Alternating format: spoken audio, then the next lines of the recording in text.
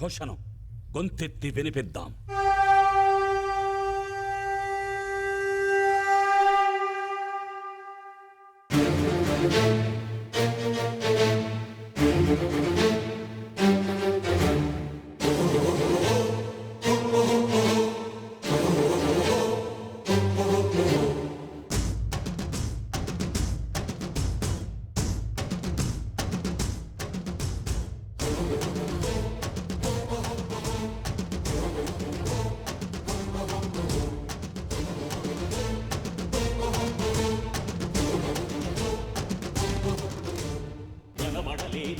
గోదావరి తల్లి కడుపు కోత వినబడలేదా? గోదావరి నీళ్ళ రక్త ఘోష వినబడలేదా?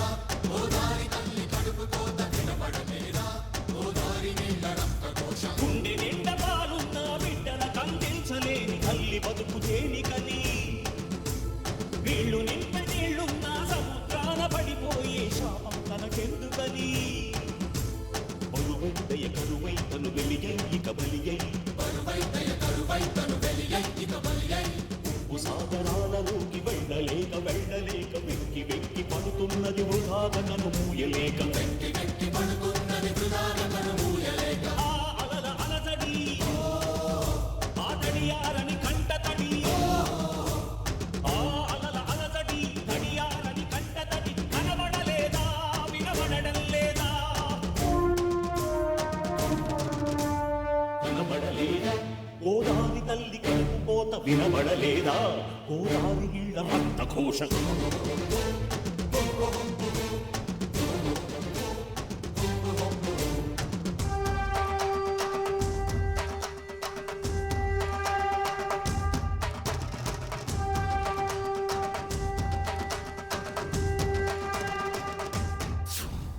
శిలామలకలేసి మీరు ఎలా మరిచిపోయారని బాసరలో సరస్వతి పీఠమిక్కి అడిగినది.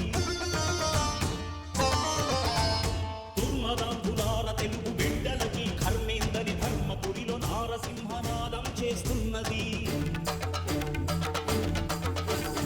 ఎడారులుగా మారుతున్న పొలాలను చూడలేక కాళేశ్వర శివలింగం కాళ్ళు కడిగి ఏడ్చినది. మోయలేని రైతు ఆత్మహత్యలకు చలించి భద్రాచల రాముడికి సాగిలపడి మొక్కినది.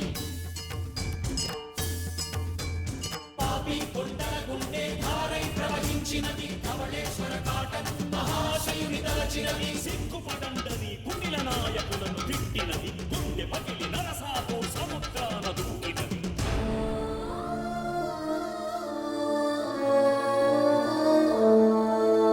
కనబడలేదా? గోదావరి తల్లి కడుపు కోత వినబడలేదా? గోదావరి నీళ్ళ రక్త ఘోష.